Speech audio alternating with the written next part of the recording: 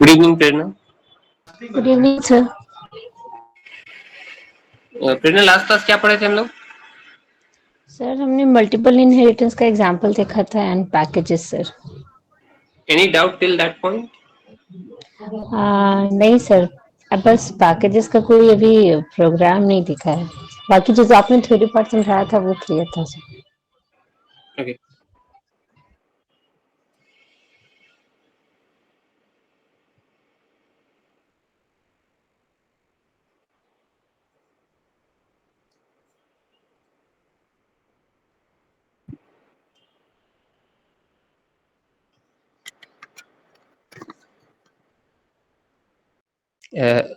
am I audible now? Yes sir. Okay, ठीक है। So yes, तो लास्ट क्लास हम लोग पैकेज पढ़ रहे थे और पैकेज का डिस्कशन किए थे।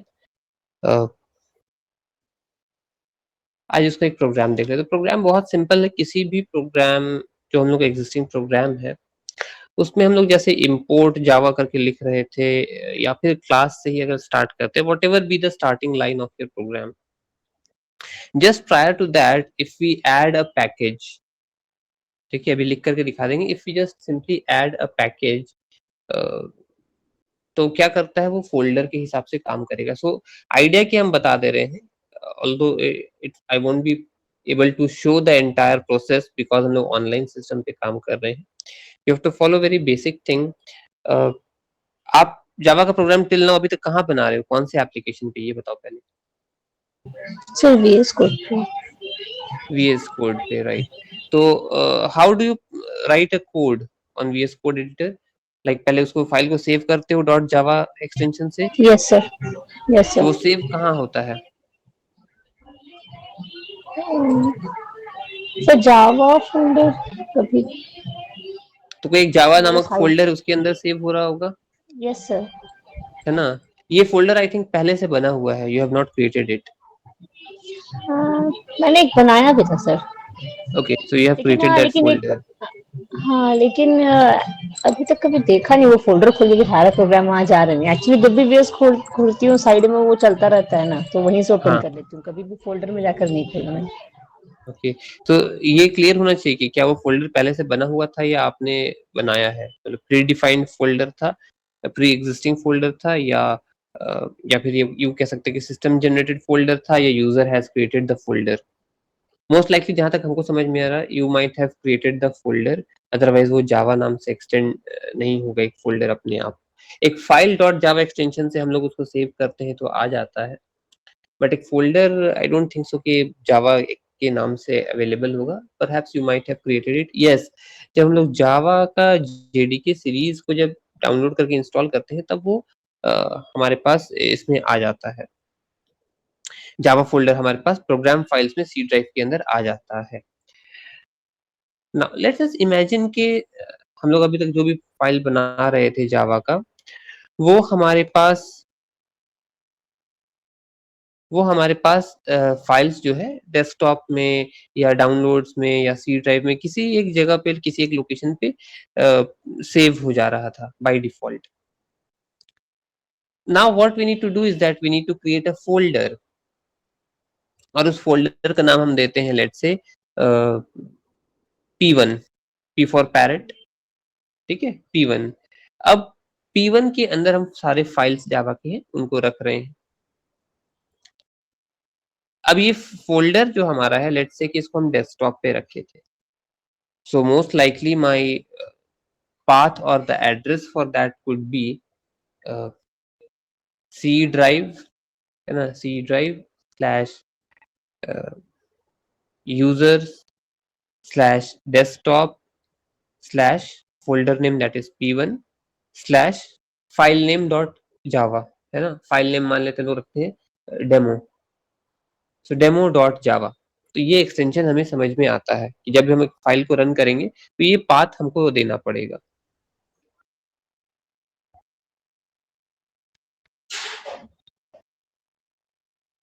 अब इतना बड़ा पाथ या एक्सटेंशन नहीं दे करके अगर हम सिर्फ उस पैकेज का नाम दे दें जिसके अंदर मेरा ये फाइल एग्जिस्ट करता है, so the idea is that कि हो सकता है कई बार हम लोग जब एक एप्लीकेशन डेवलप करते हैं, we might be working on the same folder. जैसे हम लास्ट क्लास बताए थे कि डिफरेंट टीम्स हैं जो काम कर रहे हैं ऑन सेम एप्लीकेशन डेवलपमेंट। उसमें से सबके पास एक अपना अपना फोल्डर बना हुआ, सभी कोई मेन फोल्डर जो है उस पर काम कर रहे हैं। तो एक हम सिस्टम से कनेक्ट होते हैं, हम एक चीज दिखाना चाहेंगे कि अच्छा विजुअलाइज करते हैं। तब तक एक कॉमन फोल्डर है प्रोजेक्ट नाम से, उसके अंदर T1 टीम जो है वो काम कर रहा है और उसका फोल्डर का नाम है P1। T1 team is working on file या फोल्डर P1। ठीक है। टीम 2 जो है उसके फोल्डर का नाम P2 है। इसी तरह से 5 टीम है जो कि काम कर रहे हैं और सभी ने अपने फोल्डर का नाम P1, P2, P3, P4, P5 respectively रख दिया है।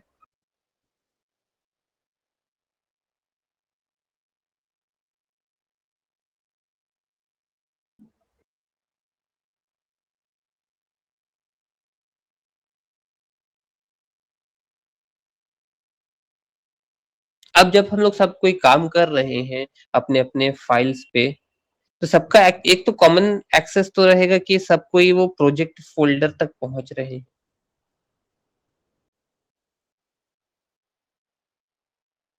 उसके बाद भले सबका चेंज हो जा रहा होगा। Just a moment please.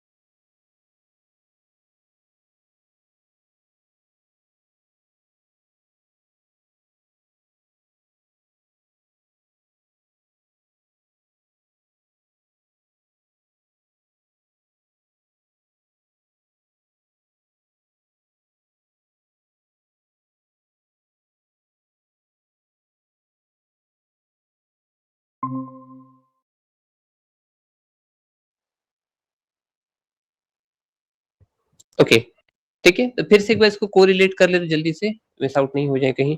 So 5 team काम कर रहे हैं, T1 से T5 नाम 5 टीम है। सबको एक कॉमन फोल्डर बना करके दिया गया है प्रोजेक्ट नाम से, और उस प्रोजेक्ट फोल्डर के अंदर 5 सब फोल्डर्स बन रहे हैं P1, P2, P3, P4, P5। जहां T1 टीम P1 फोल्डर के अंदर काम करेगा, या we can say that T1 team is working on sub folder P1, T2 team is working on sub folder P2। इस तरह से 5 सब फोल्डर बने हैं जिसमें पांचों टीम अपना अपना काम कर रहे हैं। अल्टीमेटली सबके काम को कंबाइन करके उस एप्लीकेशन को रन करके देखा जाएगा। तो फाइनली जो टीम, जो इंटीग्रेटेड जो हम लोग को मिलेगा रिजल्ट, सारे फोल्डर्स को इंटीग्रेट करने के बाद, तो प्रोजेक्ट फोल्डर के अंदर जो लास्टली जो इंटीग्रेटेड आउटपुट मिलेगा या इंटीग्रेटेड रिजल्ट जो मिलेगा, उसको एग्जीक्यूट कर दिया जाना चाहिए। But the thing is that हम लोग जैसे लास्ट क्लास देखे थे कि सभी ने हो सकता है क्लास नेम को सेम रखा होगा। ठीक है ना। तो नेम नेमिंग को लेकर कहीं इश्यूज नहीं आ जाए और ये कंफ्लिक्ट ना क्रिएट हो जाए कि everybody has created by the same class name, तो इसको रेक्टिफाई करने के लिए वापस से भेज दिया जाए। तो कंपार्टमेंटलाइजेशन के लिए हम लोगों ने क्या किया, सबको अलग-अलग फ़ोल्डर्स दे दिया। अब जो है, अगर भी सब कोई सेम क्लास से भी अगर सेम क्लास नेम से भी अगर रेफर कर रहे हैं अपने प्रोजेक्ट को, तो वहाँ पे क्या है हमारे पास, because of the use of या because of the availability of the concept of package, we would be able to differentiate between the classes और क्लास नेम्स। उसका एक्सटेंशन अभी तुरंत से हम लोग देख लेते हैं। जैसा हम लोग लिखते हैं usually, let's say class and class name लिखे और public static void main print statement कुछ इस तरह से देते हैं सिंपलेस्ट वे में। Just above to that we can simply create a package with a package name, जैसे क्लास डेमो, क्लास हेलो, ऐसे करके हम लोग कुछ लिखते हैं। उसी तरह से पैकेज एंड पैकेज नेम, तो इस तरह से दे देने से क्या होगा, वो एक्सटेंशन हो जाएगा to the folder where we are referring to. जिस फोल्डर को हम लोग रेफर कर रहे हैं वहां पे रिफ्लेक्ट करेगा। ठीक है, सिंपल सा चीज है। डेफिनेटली आप जब इसको अपने सिस्टम के कंपाइलर स्पेसिफिक पे काम करोगे तो वहां पे फोल्डर्स क्रिएट कर देना और उसको पैकेज का नाम हम लोग यहाँ पे रिफ्लेक्ट करा देंगे, तो both will reflect to the same thing. तो ये हम लोग को एक डिस्टिंग्विश या एक हायरार्किकल वे में अपना प्रोजेक्ट को डिसइंटीग्रेट करने का जो आइडिया है वो समझ में आएगा। पैकेज से हम लोग को और एक चीज का फायदा क्या मिला,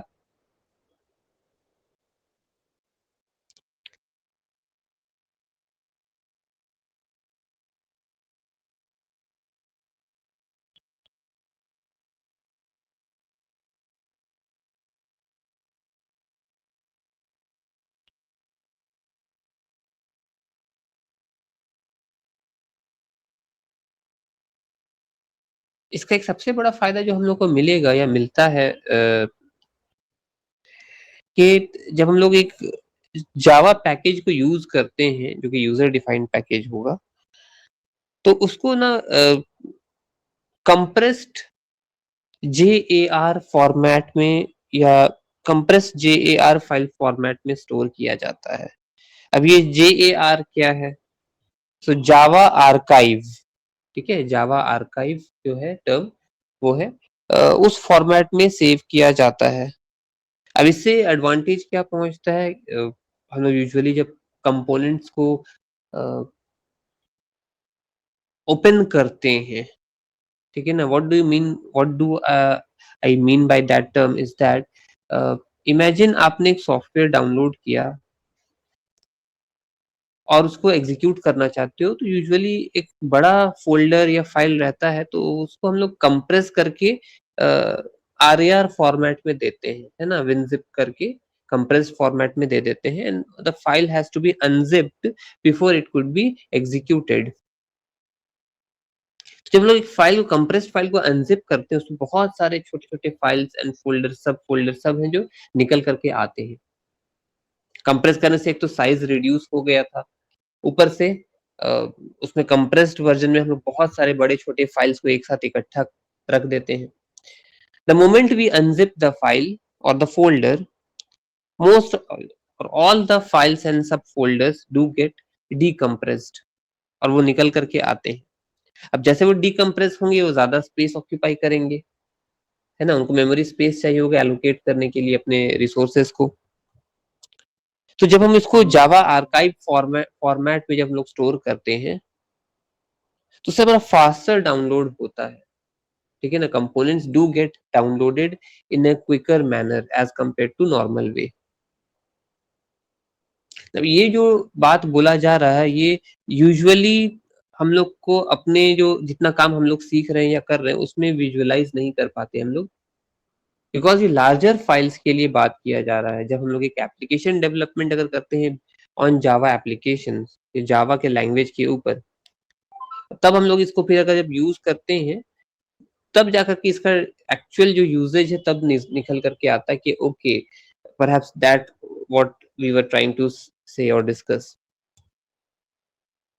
हाँ, अब क्योंकि विजुअलाइज हो गया हमारा यहाँ पे। इसमें हम तुम लोग को दिखाना चाहेंगे। यहाँ तक तो हमारे पास क्लास नेम, फाइल ये सब अवेलेबल है। If I'll simply create something like this, package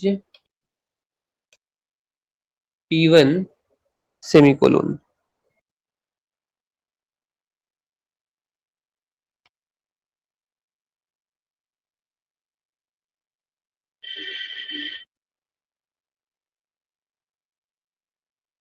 अब मान लेते हैं क्या, what I was trying to say is that कि let's say हमारा जो एक्चुअल एड्रेस है सी ड्राइव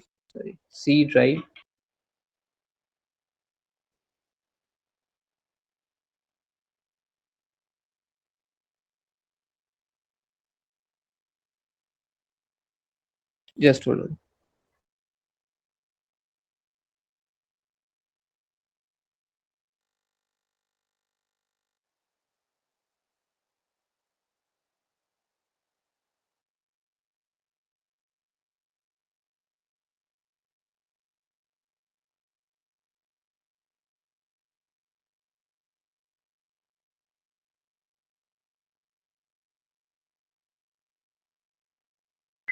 ओके, तो सी ड्राइव और उसके बाद है user slash desktop slash folder name is p1 and then इसके अंदर हमारा फाइल जो होगा that would be main dot Java. ठीक है, एक्चुअली में ये पाथ होना चाहिए था, मतलब एक एग्जांपल हम दे रहे हैं, हर एक यूजर का अपना अपना पाथ डिफरेंट हो सकता है, बट अ मिनिमम इतना होना चाहिए कि सी ड्राइव किसी ड्राइव में होगा डेफिनेटली, उसके अंदर एक यूजर फोल्डर या कुछ और फोल्डर हो सकता है। डेस्कटॉप में अगर हम सेव किए तो डेस्कटॉप यहाँ पे दिखाई देगा, डेस्कटॉप के अंदर एक p1 फोल्डर है, उसके अंदर ये फाइल जो है ये अवेलेबल है। तो ये विजुअलाइज हम लोग को होना चाहिए and the best reference to that is आप अपने इंडिविजुअल सिस्टम पे जब इस तरह से क्रिएट करके देखते हो तो वहां पे वो रिफ्लेक्ट होगा।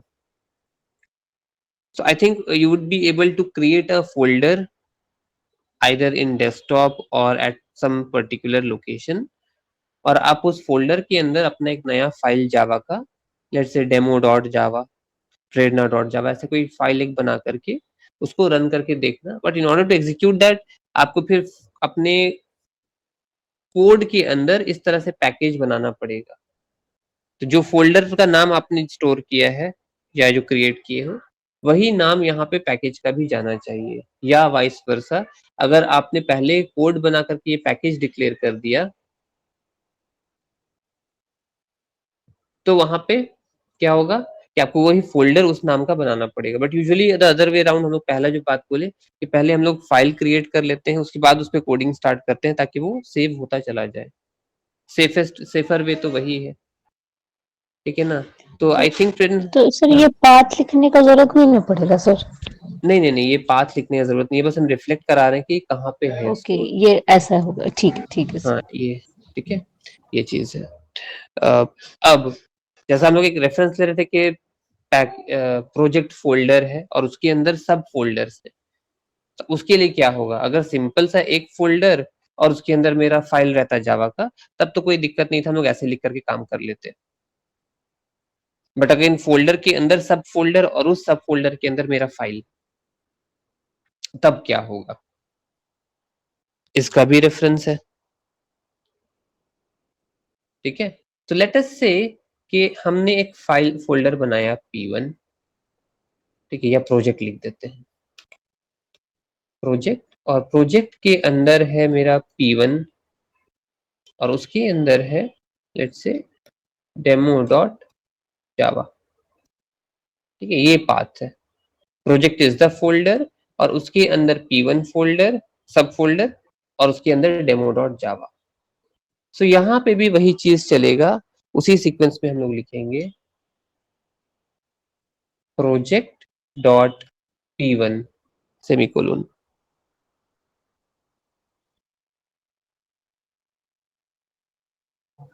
देन मेन फ़ोल्डर, उसके बाद sub folder, dot sub folder.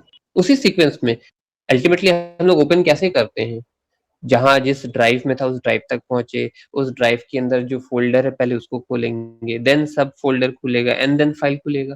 तो ये भी उसी सीक्वेंस में लिखा जा रहा है।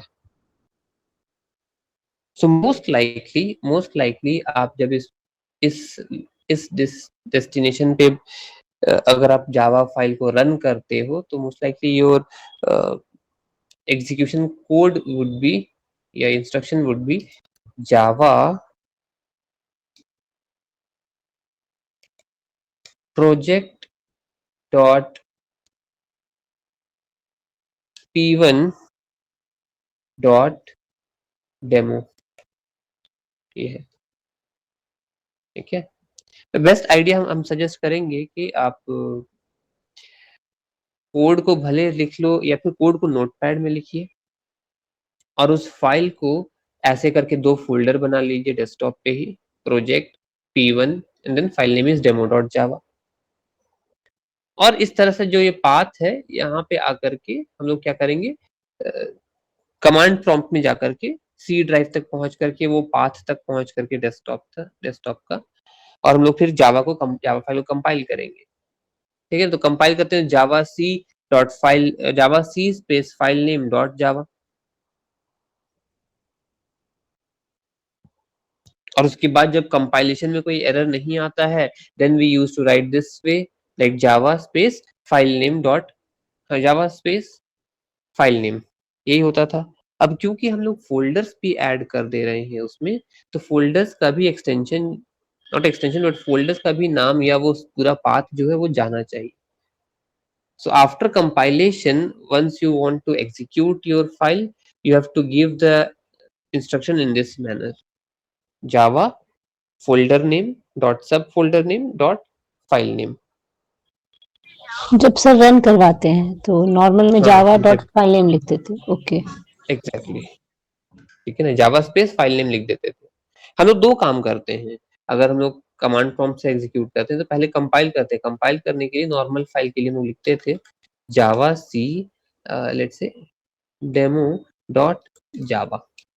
ठीक है, इतना इंस्ट्रक्शन हम लोग लिख करके जब रन करते हैं कंपाइल करने के लिए, तो कंपाइल करके देखता है कोई एरर नहीं है, तो उसी टाइम क्या करता है उसका बाइट कोड जनरेट कर देता है, क्लास फाइल बना देता है।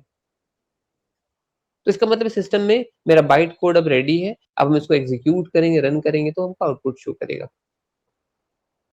Then we write the Java space the file name that is demo, तब रन करते हैं तो एग्जीक्यूट कर जाता है। बट क्योंकि अभी मेरे पास जो है वो folder then sub folder and then file name है, तो हमको वो पाथ एग्जीक्यूशन में देना पड़ेगा।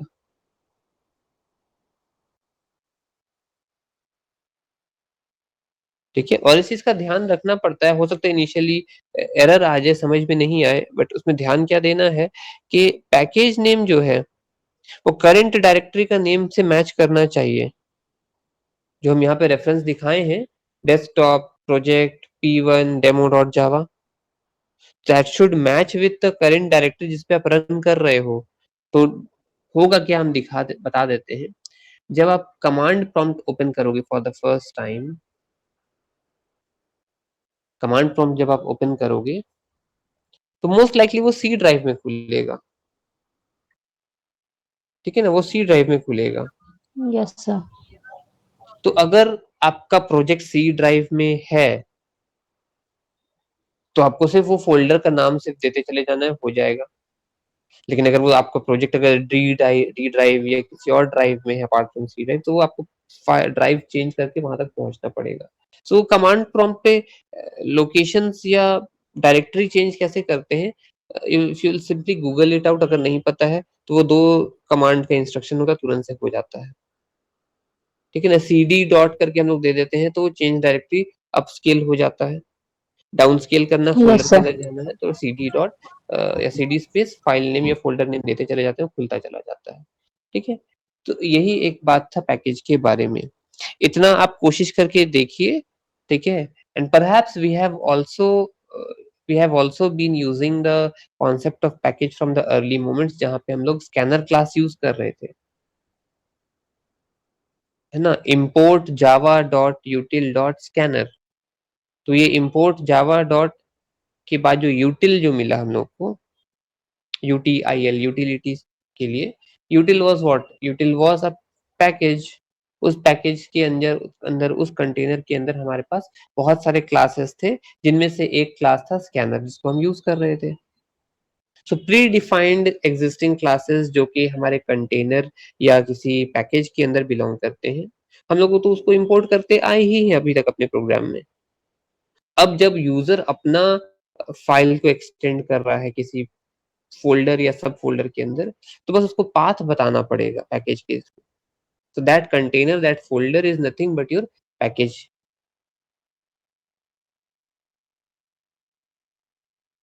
ठीक है यहाँ तक? Shall we move forward? Yes sir.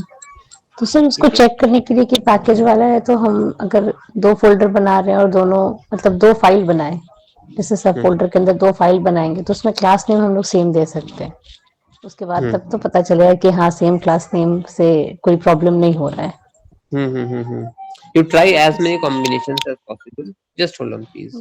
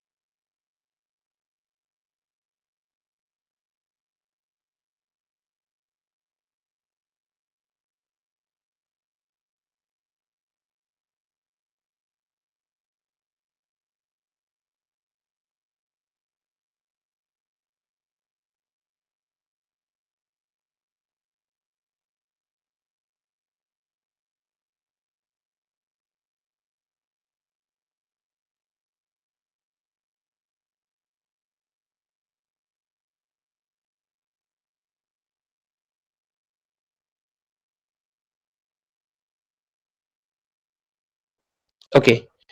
So now we are going to start another new concept that is known as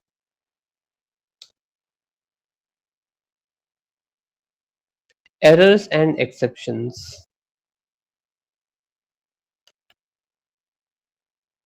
फिर ना आपने सी में या दूसरे किसी लैंग्वेज में, इनफैक्ट अभी हम लोग जब पाइथन पर सॉरी जावा पढ़ रहे हैं, डेफिनेटली कहीं ना कहीं ऐसा हुआ होगा कि आपने कुछ कोड्स लिखा होगा और उसको कंपाइल या एग्जीक्यूट करने टाइम कुछ एरर मिला होगा। Yes sir. Can you give one such reference कि क्या था वो error and how did you come to its rectification? Sir एक बार मेरे को एरर आया कि मैंने क्लास बनाया, उसके बाद डायरेक्ट मैंने सिस्टम डॉट आउट मतलब बिना किसी फंक्शन को बनाए हुए डायरेक्ट सिस्टम मतलब लिख दिया था सिस्टम डॉट प्रिंटलन करके system dot out dot print. तो मेरे को एरर आया तभी कि तुरंत क्लास बना के ब्रेसेस के बाद हम वो उसको रीड ही नहीं कर रहा था सिस्टम, मतलब उस प्रिंटलन लाइन को, कि वो किसी फंक्शन के अंदर ही हम प्रिंट आउट के लिए मैंने प्रिंट के लिए कोई स्टेटमेंट हम लिख सकते हैं।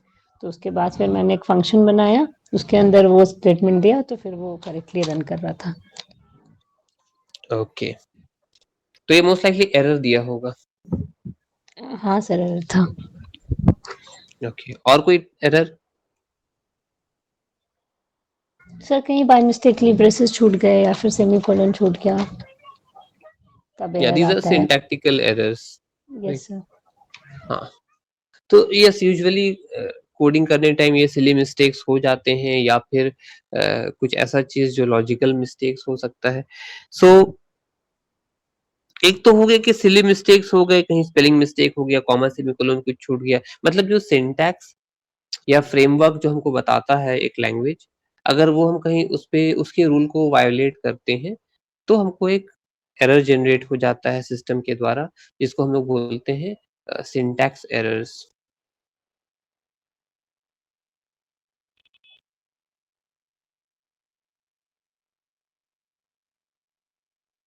Again, we do know that there are also errors which are known as logical errors, के आपके सिंटैक्स में तो मिस्टेक नहीं है, but you run the program and you get the incorrect output, या फिर हाँ इनकरेक्ट आउटपुट मिल जाता है, तो वो लॉजिकल एरर हो सकता है। जैसे आप एक प्रोग्राम को रन कर दिए, इनफाइनाइट लूप आ गया, तो that could be an example of an infinite sorry logical error. अब क्या देख रहे हैं कि प्रोग्राम में सब कोड सही है, स्ट्रक्चर जैसा हमें बताया गया जावा लैंग्वेज का, हमने उसके बेसिस पे लिखा, तो कोई सिंटैक्टिकल एरर होने का स्कोप नहीं है। प्रोग्राम में लॉजिकल मिस्टेक भी नहीं दिख रहा है, जैसा कि लॉजिक रन करना चाहिए था, कैलकुलेटेड वे में जैसा होना चाहिए था वैसा ही दिख रहा है। So everything seems fine, but yet once we try to run the program, it generates an unconditional या अनफेवरेबल कंडीशन। ठीक है ना, उसी चीज को हम लोग एक्सेप्शन बोल रहे हैं, something that is beyond the scope of error, something that is beyond the scope of normal execution is termed as an exception in a programming language. Perhaps exception जो है वो ऑब्जेक्ट ओरिएंटेड प्रोग्रामिंग जब हम लोग कर रहे हैं, चाहे वो सी प्लस प्लस, जावा या पाइथन, सब में अवेलेबल है, सी में अवेलेबल नहीं था, but yet we can not say that कि it is a principle of OOP. ठीक है ना, ऑब्जेक्ट ओरिएंटेड प्रोग्रामिंग का प्रिंसिपल नहीं है, but that can be an added characteristics of OOP, added benefit of having object oriented programming. So what exactly is an exception? आइए सबसे simplest example हम लोग देखते हैं।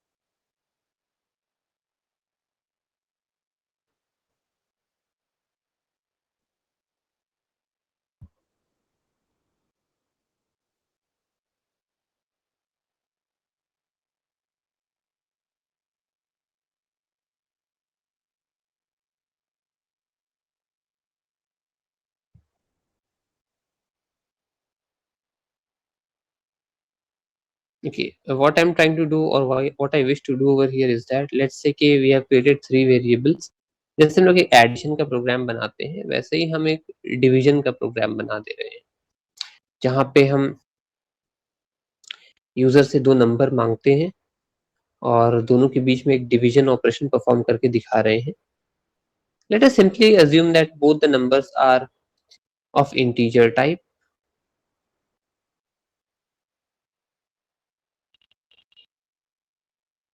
ठीक है, और पहला नंबर जो न्यूमरेटर में है,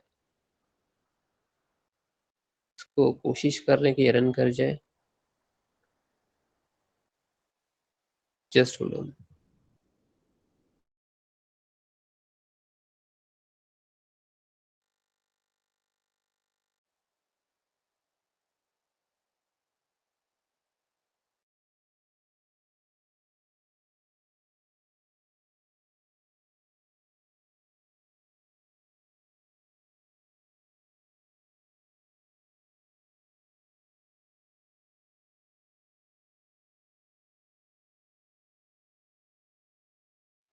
अच्छा ठीक है, जब तक हम लोग डिस्कस कर रहे हैं, जब तक ये वापस से कनेक्ट हो जाता है। सो 2 नंबर हम लोग ले रहे हैं, यूजर से इनपुट करवा रहे हैं। लेट्स से कि यूजर ने न्यूमरेटर वाला वैल्यू जो है वो एक integer value, positive integer value कुछ ले लिया है, और डिनोमिनेटर में उसने आइदर डेलिबरेटली या फिर बाय मिस्टेक उसने 0 दे दिया। सो मैथ्स का रूल हम लोग को पता है क्या बोलता है, anything division divided by 0 is undefined और इट लीड्स टू इंफिनिटी। अब ये रूल तो मैथ्स का है, इसको हम इम्प्लीमेंट कर रहे हैं जावा लैंग्वेज पे। सो मेरा जावा लैंग्वेज या कोई भी प्रोग्रामिंग लैंग्वेज क्या इतना कैपेबल है कि एक मैथमेटिकल या साइंटिफिक रूल को, उस चीज को याद रख सके, या लाइब्रेरी में हमको ये चीज भी मेंटेन कराना चाहिए कि भाई आप 0 से डिवाइड करना चाह रहे हो, पॉसिबल नहीं है, कोई और नंबर सेलेक्ट करो। तो ऐसे तो बहुत सारे रूल्स अवेलेबल होंगे ना जो कि कॉन्स्ट्रेंट्स होंगे, like the use of value of pi, है ना, या फिर कहीं पे नेगेटिव वैल्यूज का हम स्क्वायर रूट निकाल रहे हैं। तो ये तो यूनिक एक्सेप्शंस हैं एक एक अपने अपने फील्ड में, चाहे वो मैथ्स हो या फिर साइंस हो, या कोई और ऐसा डिस्टिंक्ट फील्ड हो जिसका एप्लीकेशन हम लोग, इम्प्लीमेंटेशन हम लोग सिस्टम पे करके देखना चाह रहे हैं, but that has to be agreed upon in the same manner जैसा कि उस फील्ड में माना जाता है। मतलब क्या हो गया कि अगर मैथ्स में anything divided by 0 leads to infinity या अनडिफाइंड बोलते हैं, so that has to be reflected if I'm trying to use the same concept in any programming language also। ठीक है, आइडिया वही सिंपल सा है कि आप किसी भी फील्ड के इस कंपोनेंट को या कुछ कंपोनेंट्स को यूज कर रहे हो जो कि एक अनफेवरेबल सिनेरियो प्रेजेंट करता है, नॉर्मल सिनेरियो से हट करके एक दूसरा सिनेरियो प्रेजेंट कर रहा है। So that could lead to some unfavourable outputs. ठीक है, मिसलीडिंग आउटपुट्स हो सकते हैं। तो ये चीज जावा या अपने प्रोग्रामिंग लैंग्वेज को हम लोग कैसे बताएं कि भाई एनीथिंग डिवाइडेड बाय 0 क्या आना चाहिए।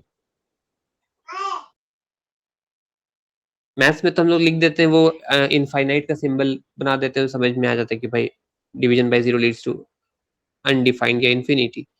बट वो सिंबल हम लोग जावा या किसी प्रोग्रामिंग लैंग्वेज में कैसे डिपिक्ट करें।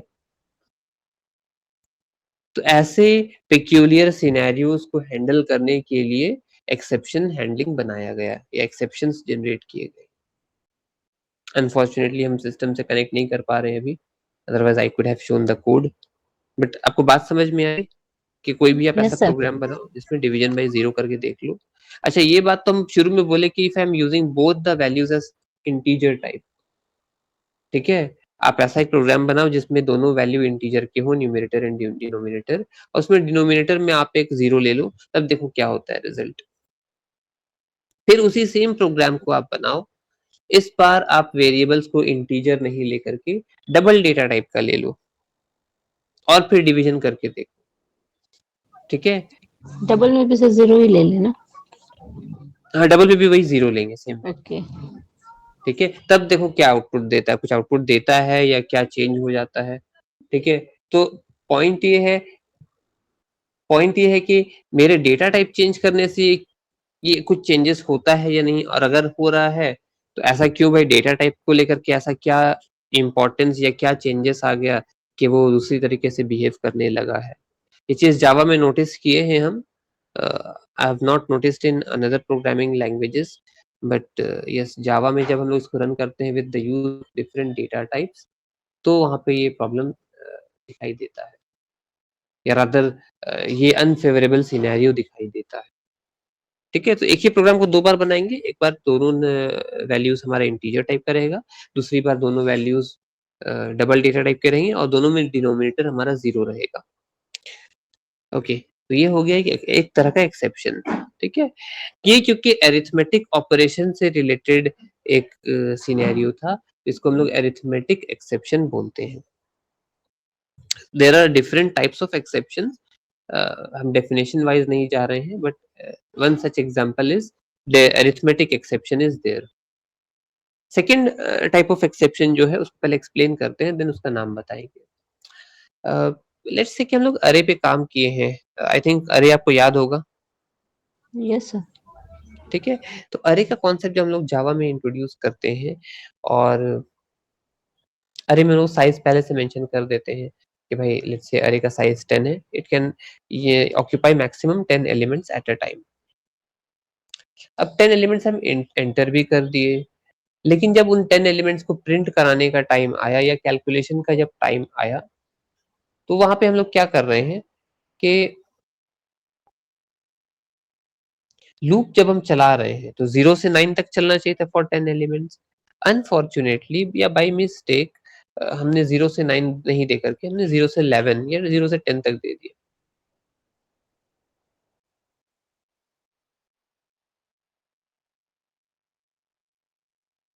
तो वैसे सिनेरियो में क्या होगा, जावा को तो पता है या प्रोग्रामिंग लैंग्वेज को तो पता है या कंपाइलर को पता है कि अरे का साइज जो यूजर ने शुरू में लिया था वो 10 था, मैक्सिमम 10 एलिमेंट रख सकता है, तो 0 से 9 तक ही चलना चाहिए था।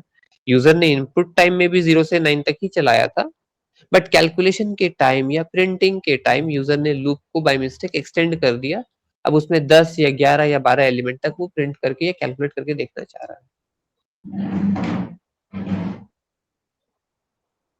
तो ये जब ये प्रॉब्लम नजर में आया, तो वहां पे क्या हो रहा है, उसको तो पता कि 10 एलिमेंट तक के बियॉन्ड और एलिमेंट है ही नहीं, कि मेरे पास स्पेस है ही नहीं।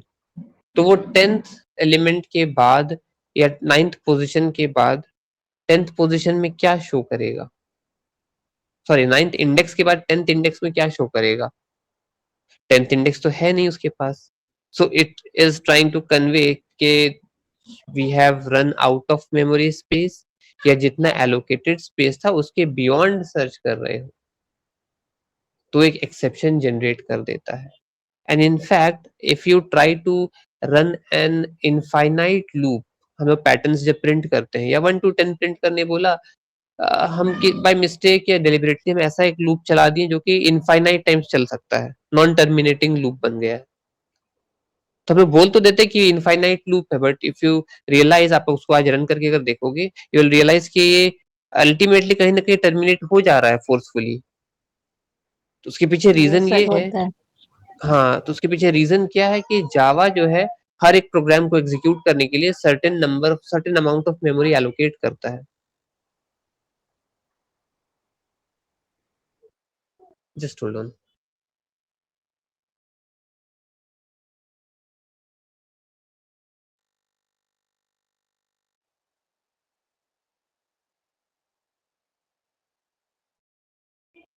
ओके, ठीक है। तो जावा क्या करता है, मेमोरी एलोकेट करता है लिमिटेड अमाउंट ऑफ, कि इतने में ये प्रोग्राम रन कर जाना चाहिए था।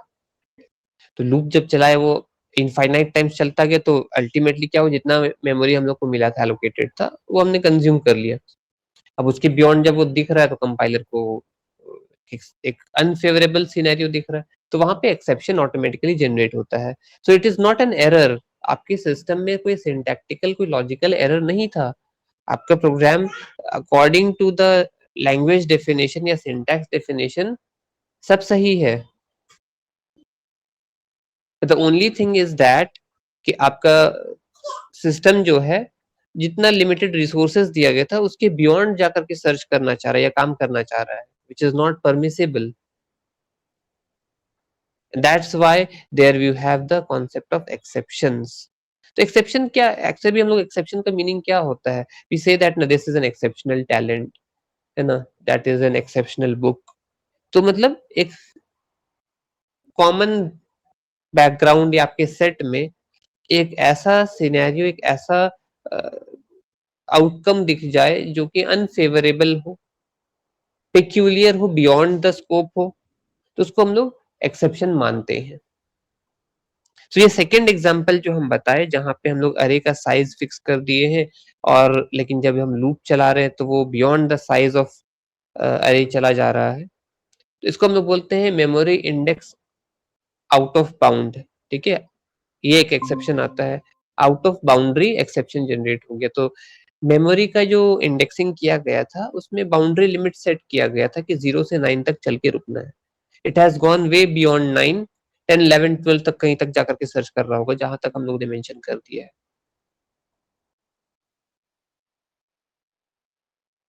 So that is also an exception, and these two are the examples of predefined या system defined exceptions.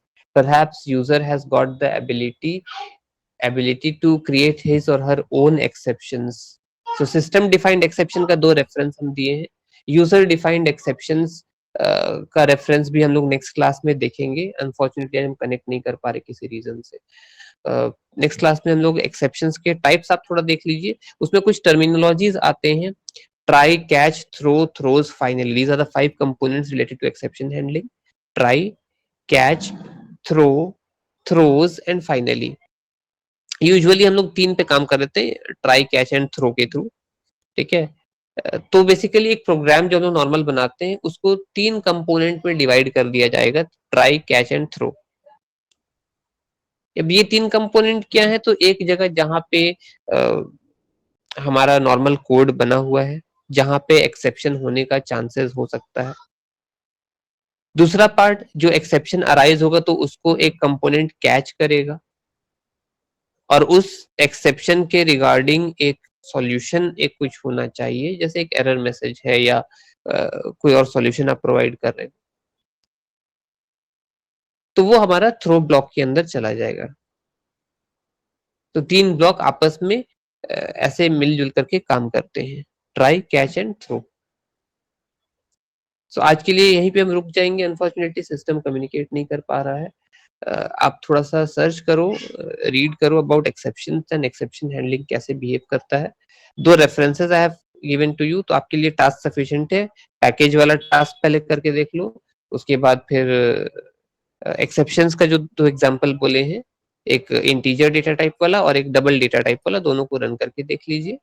और एक्सेप्शन हैंडलिंग का जो थ्योरी जितना हो सकता है possible, go and read them out. अगर कुछ इंपॉर्टेंट या ऐसा लगे कि नहीं समझ में आई बात तो उसको नोट डाउन कर लीजिए। Will discuss it in the next class. Clear है? Yes sir. Okay sir. Okay, thank you. Thank you sir.